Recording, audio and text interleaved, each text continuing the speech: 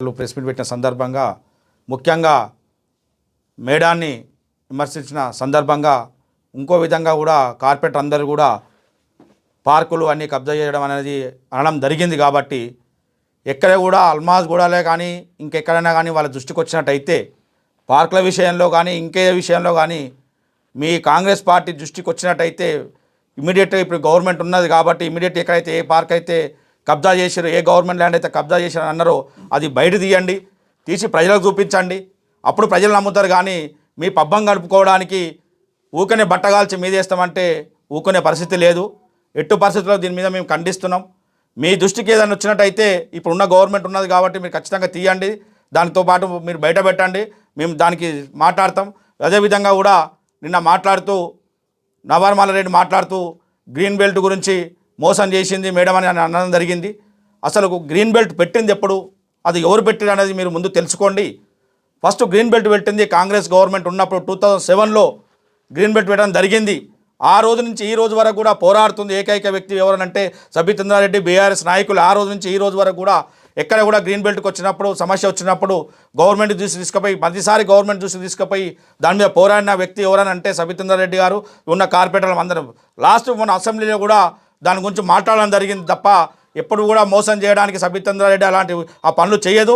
మేము కూడా ఎల్లవేళలా కూడా గ్రీన్ బెల్ట్ గురించి పోరాడుతూ వస్తూనే ఉన్నాం. గ్రీన్ బెల్ట్ తీయాలమ్మా, ఇది కాదని చెప్తే ఆ మేడం కూడా స్పందించి ఇమీడియట్గా దీని గురించి కూడా మీరు మాట్లాడడం జరిగింది, నోటిఫికేషన్ ఇవ్వడం జరిగింది. అప్పుడు దాంతోపాటు చీఫ్ సెక్రటరీ దగ్గర తీసుకుపోవడం జరిగింది. తాత్కాలికంగా ఆ రోజు నోటిఫికేషన్ రావడం వలన అది ఆ ఫైల్ అక్కడికి ఆగిపోయింది. మళ్ళీ కూడా ఇంకా పోకుండా కూడా మళ్ళీ కూడా మన శ్రీధర్ బాబు గారికి కూడా లెటర్ ఇవ్వడం జరిగింది. ఆయన కూడా స్పందించి సరైన టైంలో మీరు నిర్ణయం తీసుకోవడం అని చెప్పడం జరిగింది. దాంతోపాటు డెవలప్మెంట్ కూడా అడిగిండు.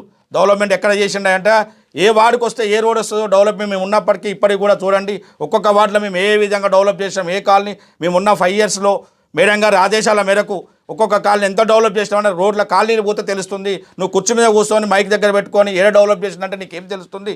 మా ఎమ్మర్ రండి, మేము ఎక్కడ డెవలప్ చేసాం, ఏమేమి చేసామని పని పట్ల చూపిస్తాము. ఉన్న రోడ్లలో కానీ జయశంకర్ కళ్యాణ్, విశాఖ నగర్లో కానీ ఉన్న వార్డులలో ఉన్న పరిస్థితి అప్పుడు ఎట్లా ఉంది, ఇప్పుడు ఎట్లా ఉంది, ఎన్ని రోడ్లు వచ్చినాయి, ఏంది, మేము ఎంత డెవలప్ చేసినాము, ఎంత ఫండ్ తెచ్చేసాము అనేది మీకు కనపడుతుంది. మీరు ఉత్తనే కూర్చొని ఏది పని చేయలేదంటే కాదు.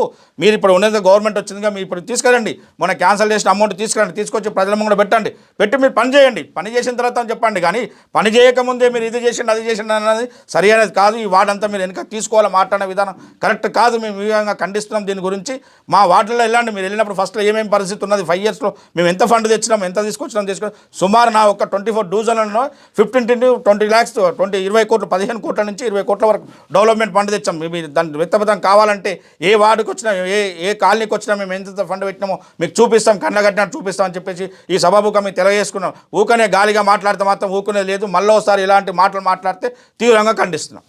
Thank you.